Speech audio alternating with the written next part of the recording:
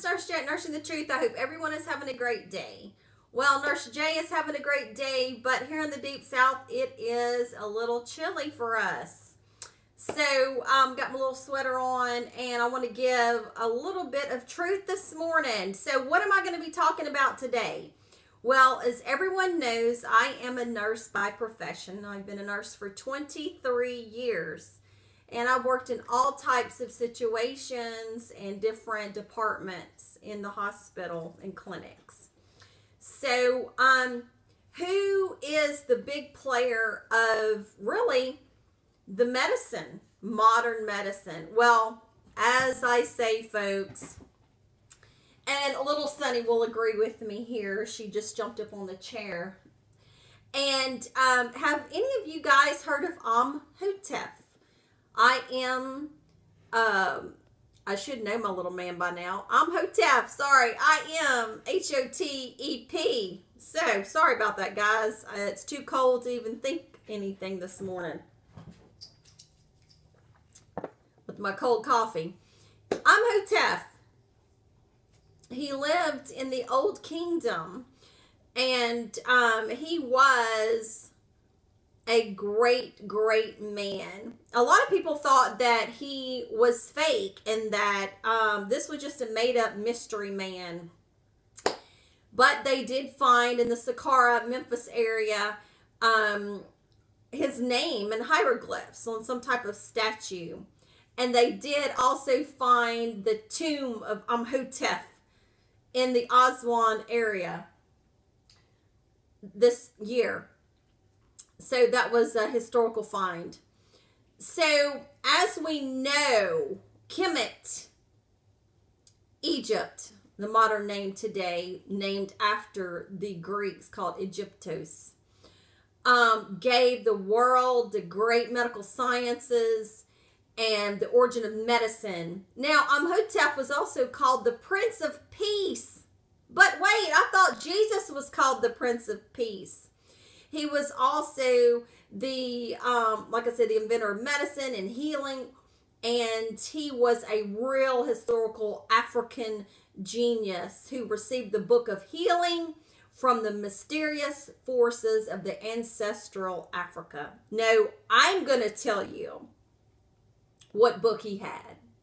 And that are from the books of Thoth, which was and is the God of medicine, the God of healing, and the God of wisdom. That's who I depend on.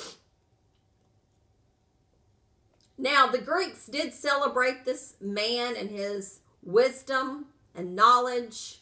And even Hippocrates, the so-called Greek father of medicine, was a devotee of Imhotep, the Prince of Peace.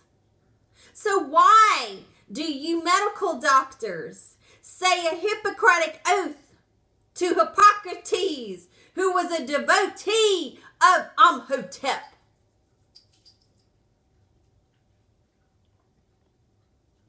Because the European world does not want to give Africa its due right of civilization. And even people from the 1700s, Champollion and others, wrote that the great civilization that has given everything to the modern world, and even talked about when slavery took place on the slave trade. How can these people that has given everything to the world be in chains and bondage? How profound is that? Now, scientists examining documents dating back more than 3,500 years have confirmed that the origins of modern medicine lie in ancient Egypt and not with Hippocrates with the Greeks. The medical papyri that was written 2500 BCE, 1,000 years before Hippocrates was born. So, there again, why does Nurse J get so angry? Why does Nurse J get so defensive? Why does Nurse J raise her voice? Because I live in truth. I am the truth seeker. I am the child of the light. And I expose the darkness. And I bring light to the subject. So if you don't like the way I teach, then you must go somewhere else. If you don't like what I propose, you must go somewhere else. See, my subscribers like the way I bring material. You like the way I present it. Now, some of the trolls that have, said ugly things about why am I so dramatic? I'm dramatic because I hate lies.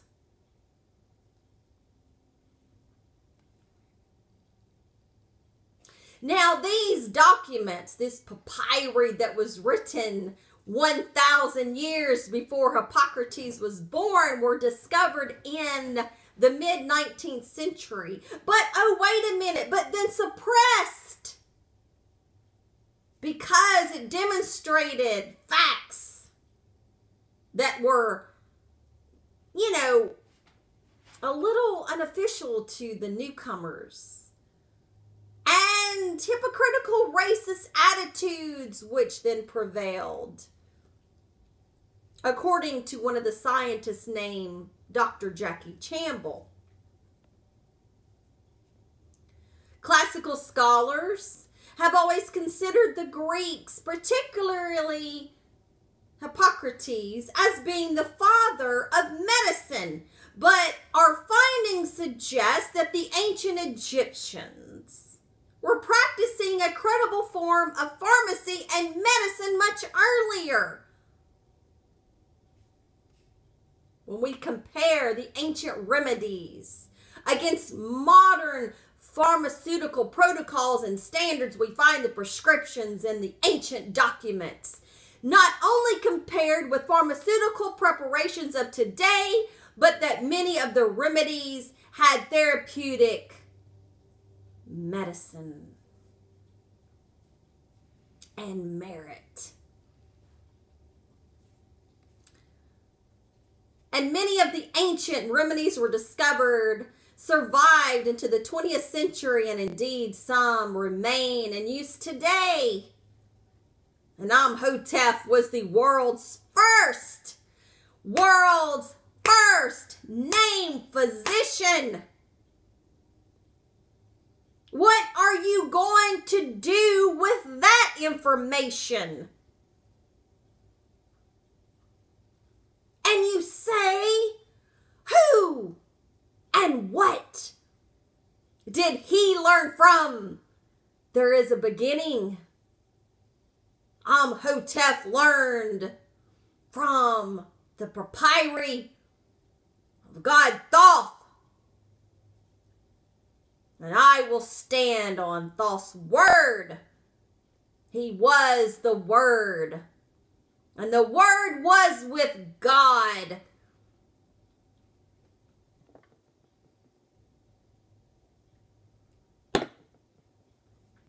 Look it up.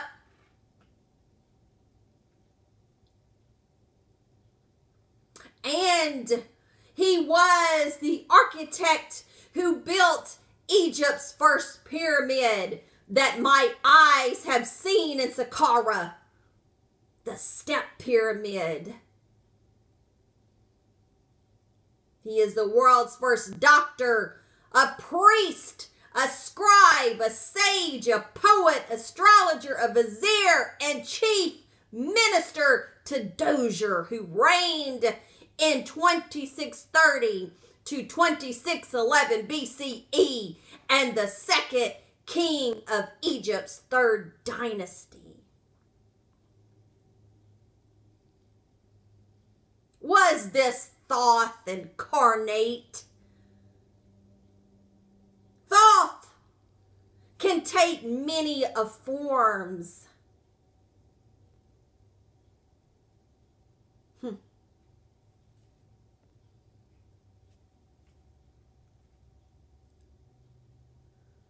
An inscription as one of the king's statues give us Imhotep's titles. Prince of Peace, Chancellor of the King of Lower Egypt, and the first one under the king, and the administrator of the great mansion, the hereditary noble, the high priest of Heliopolis, and the chief sculptor, and finally, the chief carpenter. Freemason.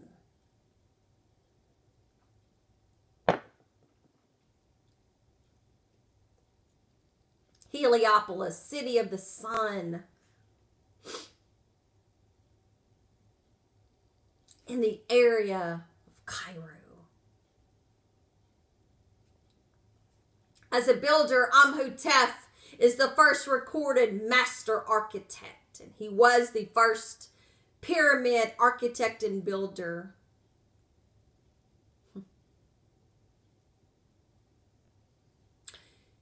And he built the Saqqara pyramid, Sekhmet's unfinished pyramid, and possibly the Edfu temple. Edfu temple is a masterpiece. He was a medical professor and a writer of medical books.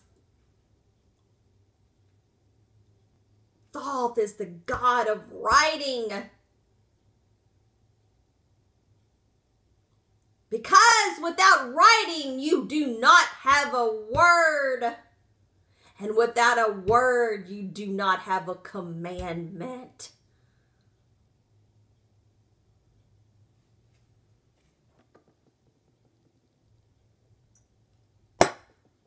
And without a commandment, you do not have force. And without force, you do not have life.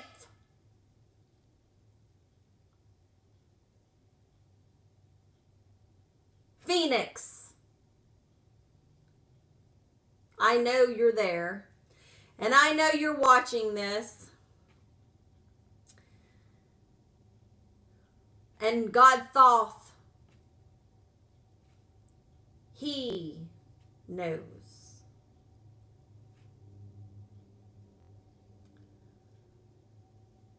The Edwin Smith papyrus, in which more than 90 anatomical terms and 48 injuries are described in this papyri.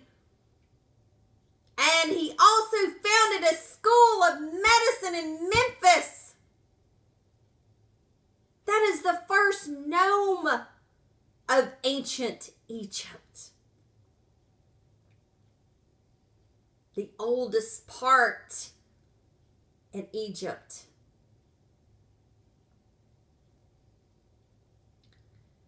Possibly known as the Asclepion,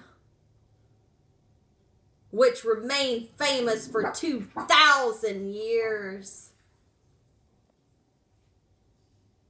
And all of this occurred 2,200 years before Hippocrates was born.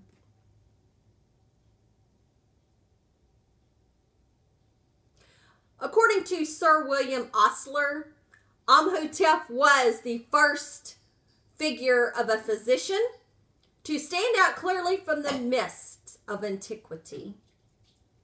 Imhotep diagnosed and treated over 200 diseases, 15 diseases of the abdomen, 11 of the bladder, 10 of the rectum, 29 of the eyes, 18 of the skin, hair, and tongue. And Imhotep treated tuberculosis, gallstones, appendicitis, gout, and arthritis. Tuberculosis? Are you freaking kidding me? When we were struck with tuberculosis thousands of years later, and we didn't have a cure until the INH tablets. Was that the poison to the children and adults? What did Imhotep give for tuberculosis that was allopathic?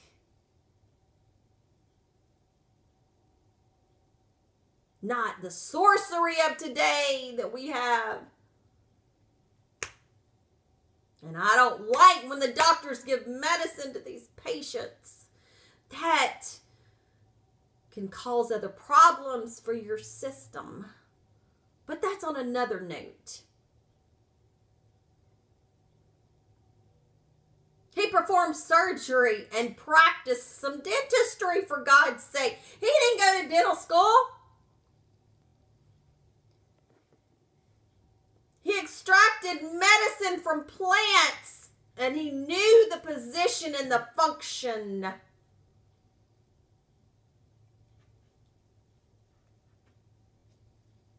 of vital organs and circulation of the blood system. And, you know, it's funny, the Encyclopedia Britannica says the evidence afforded by Egyptian and Greek texts support the view that Imhotep's reputation was very respected in early times, and his prestige increased with the lapse of centuries, and his temples in Greek times were the centers of medical teachings, and along with medicine, he was the patron of architects, knowledge, and scribes. And James Henry Breasted says, in priestly wisdom and in magic, in the formulation of wise proverbs, and medicine and architecture, this remarkable figure of Xosier's reign left so notable a reputation that his name has never been forgotten. He was the patron spirit of the later scribes, to whom they regularly poured out a libation. And Imhotep was together with Amenhotep, the only mortal Egyptians that ever reached the position of full gods. And he was also associated with Thoth, the god of wisdom, writing and learning, and with the ibises, which was also associated with god Thoth.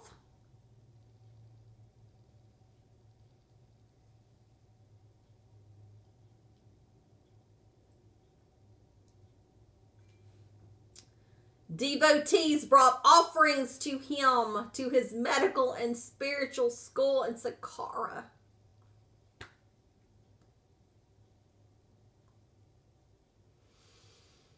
Including mummified and ibises, and sometimes in the hope of being healed.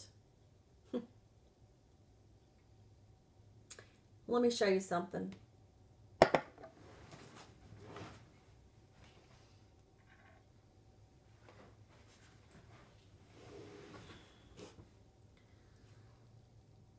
These two stones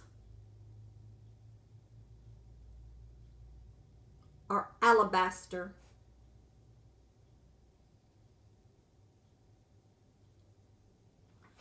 From the temple of Saqqara.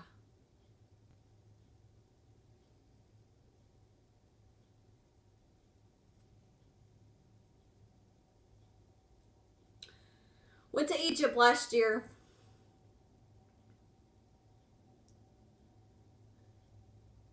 And my tour guide picked this up.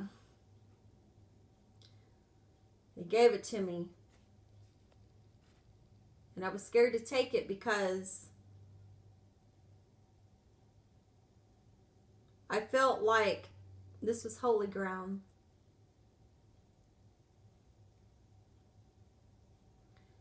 I don't know whose hands have touched this. I don't know who's walked upon this.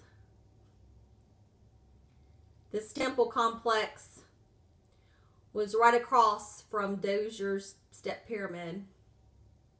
And I saw the rooms of the healing houses. The vibrations. Just as they're curing cancer with frequencies. You would tell the high priest or the physician what ailments is wrong with you, and they know by their tuning forks how to get your body in homeostasis. And that's what God talks about when he says in the emerald tablets that you can live if you do these certain things.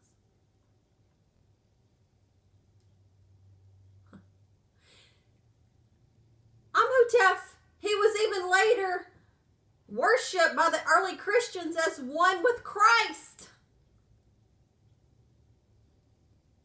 who was made to adopt one of the titles of Imhotep, the Prince of Peace.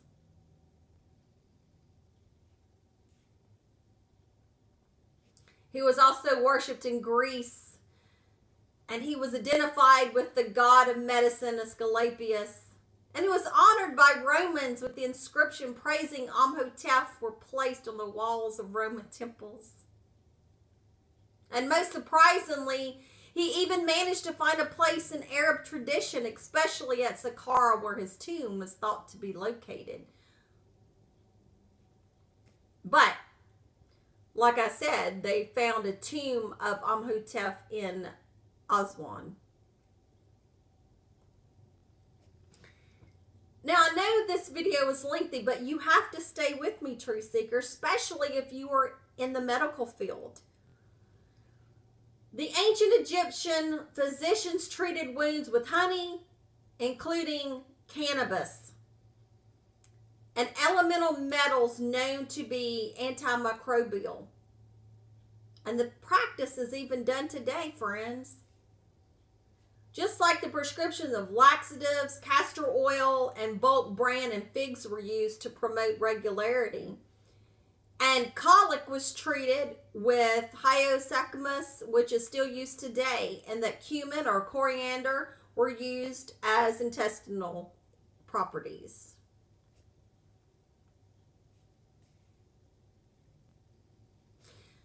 Celery, were used for rheumatism, and currently hot topics of pharmaceutical research, and pomegranate was used to eradicate tapeworms, a remedy that remained in clinical use until 50 years ago.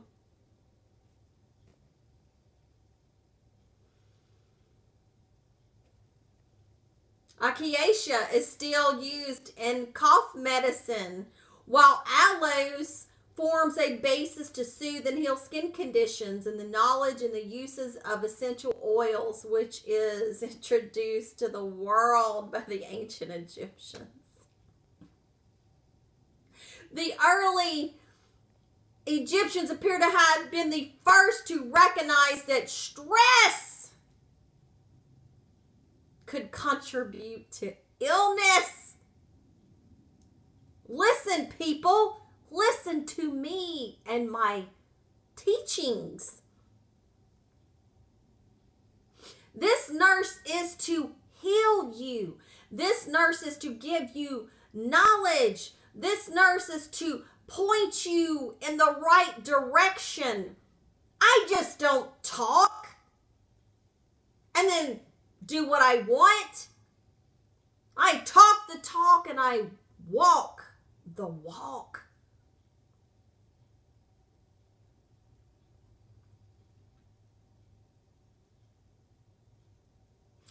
They established sanitariums where people would undergo dream therapy, and treatments with healing waters. That's why they want to damage the water. That's why they want to put fluoride and chlorine and all these harmful chemicals in water, because it's going to kill you.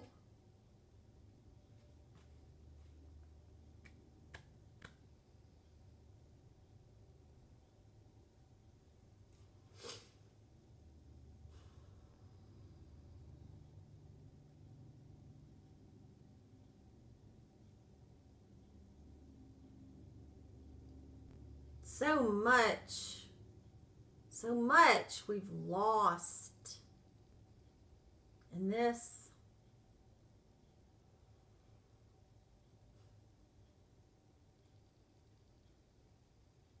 So much.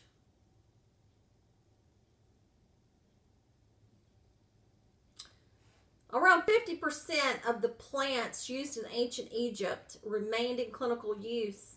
Medical tools like forceps, scissors, surgical blades were lifted unchanged from ancient Egyptian medical science into the modern Western medicine.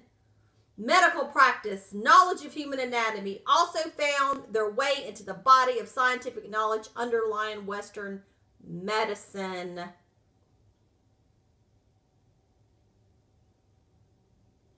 And that's not all. Alas, current studies are revealing that the knowledge of medicine was transferred from Central West Africa to Egypt, just like everything else was gifted from Kush to Kemet. Kush is Ethiopia.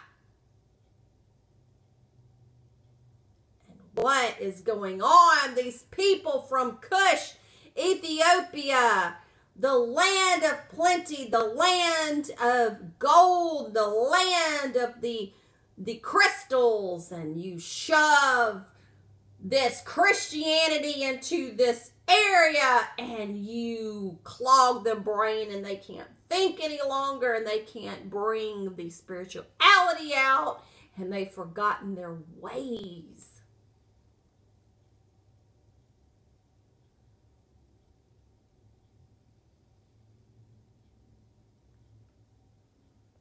So now you have to decide.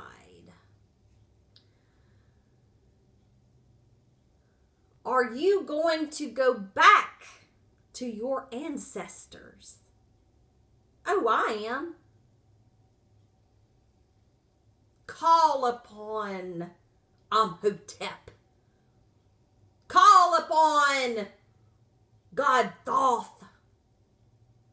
Pour libations out to them and call upon their vibratory status. And ask for truth and wisdom and knowledge. And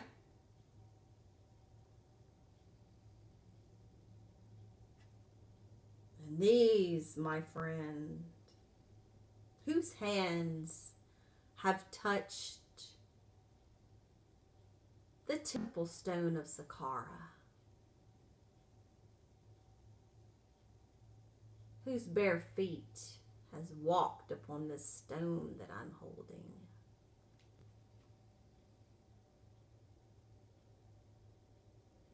has life